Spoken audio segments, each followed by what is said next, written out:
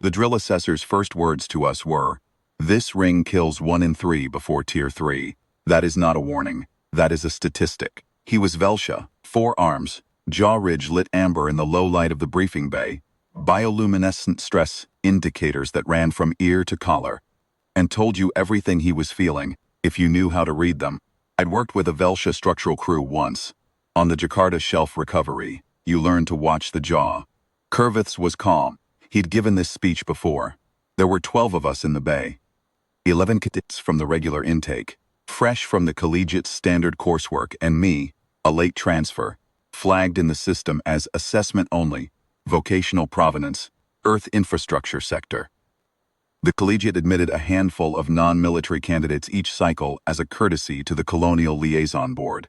I was the courtesy. The Vedathran Survival Collegiate occupied the outer ring of Chevrath Station. 8 kilometers of sealed habitat divided into 7 assessment tiers, each one calibrated to eliminate the survivors of the last. Tier 1 was cold and low oxygen. Tier 2 added structural instability, shifting floor panels and load-bearing surfaces that could give without warning. Tier 3 introduced chemical contamination, non-lethal. The briefing note said, "Is the kind of qualifier that means lethal to roughly the percentile they're comfortable losing." Beyond Tier 3, the documentation thinned out. Kurvith had said no one in the collegiate's 40-year history had logged a Tier 4 entry. He said it the way you say something you don't expect to change. He released us into the ring at 0600. Tier 1, 4 degrees Celsius, oxygen at 62% of standard, ceiling at 2 meters.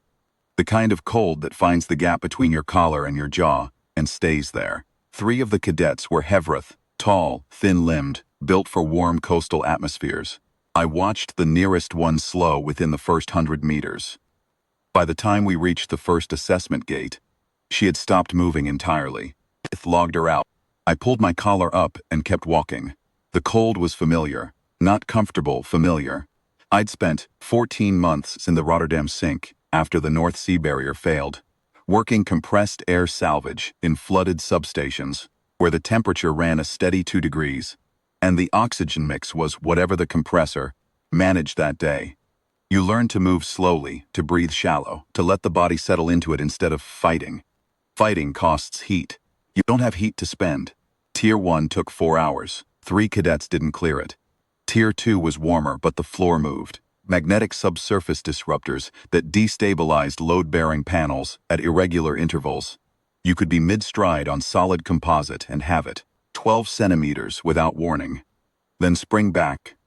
Then drop again somewhere else entirely. 2 of the remaining 8 cadets went down in the first kilometer. 1 a fractured wrist from a bad catch. 1 a concussive impact when a panel rose as he fell. Kurvith logged them both without expression. I move the way you move in a damaged building. Weight test before committing. Distribute load across as wide a footprint as you can manage. If something gives, don't reach, fold.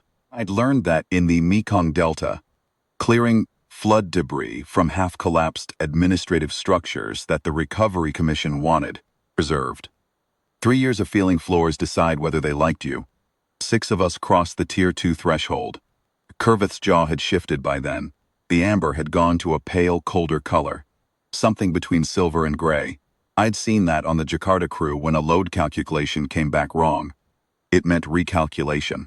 He was looking at me differently than he'd looked at the other 5. Tier 3 hit a wall. The contamination was a particulate aerosol, Velsha designation K7, which the briefing sheet described as a moderate respiratory and ocular irritant with secondary disorientation properties.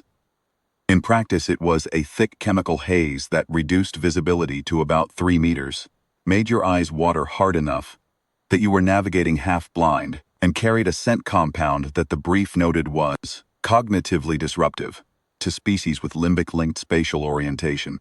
I didn't know if humans counted. I found out. It wasn't bad. It was the Jakarta shelf, 2 years into the recovery, when the submerged petrochemical reserves started venting. We'd worked in respirator gear for 6 weeks straight before the supply line brought better seals. The 2 weeks before the new gear arrived, we'd made do with what we had, which wasn't adequate. Your eyes adjusted. Your nose stopped registering it after a while. You navigated by memory and by hand contact with fixed surfaces, and by the particular way your feet felt the substrate shift under different load conditions. You built a picture without seeing it. I went slow. I kept one hand on the wall where there was wall, and when there wasn't, I counted paces and estimated turns and trusted the geometry of the ring. It's always a ring. If you walk long enough in one direction, you come back to somewhere you recognize. The other 5 did not come back. I don't know exactly when Curvith stopped logging. I found out later that he'd made the last Tier 3 entry. One of the Hevrath cadets, covered from a secondary access point, disoriented but intact, and then stood at the Tier 3 exit gate for a period that the station's internal cord logged as 1 hour and 43 minutes before I came through. He was standing very still. His jaw was white. He had a tablet in his upper right hand. He looked at it, and then he looked at me. I was still rubbing my eyes. The aerosol clears slowly. Tier 4, he said. I heard it's never been run, I said. It hasn't. What's in it? He looked at the tablet again. Combined conditions: cold, instability, contamination, low light, and active flooding. The design assumption is that a candidate who has cleared Tier 3 requires total environmental saturation to produce an assessable stress response. I thought about that for a moment.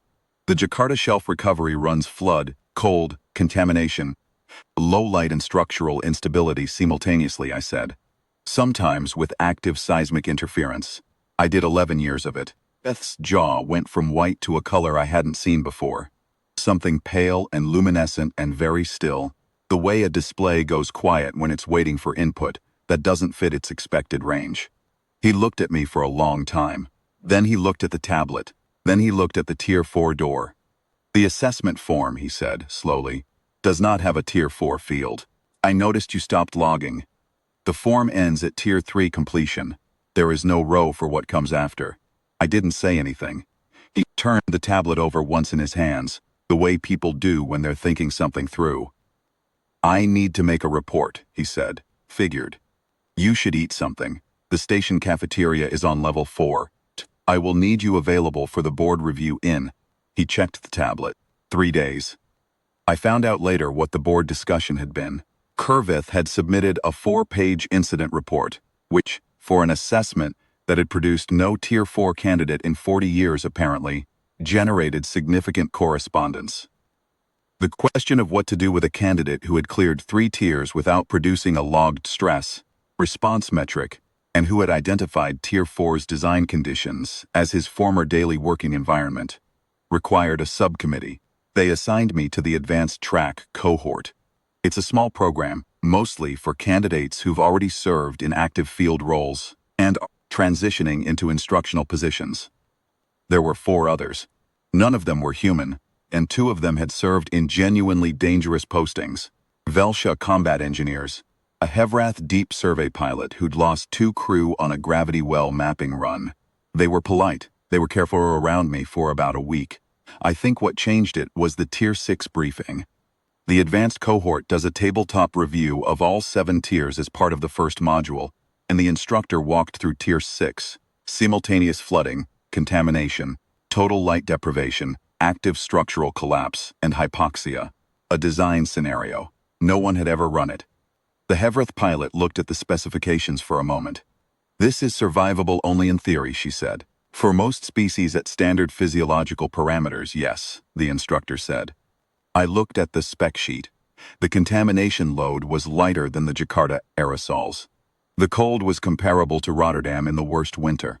The structural collapse sequence was modeled on Mekong Delta debris dynamics, which I recognized because we'd used the same modeling suite to plan our extraction routes.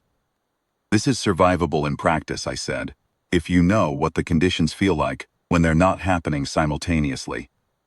The room went quiet. The instructor looked at me carefully. You've worked all of these. Separately. Not separately, I said. Together. That's what a flood collapse site is. He wrote something down. Don't know what it was.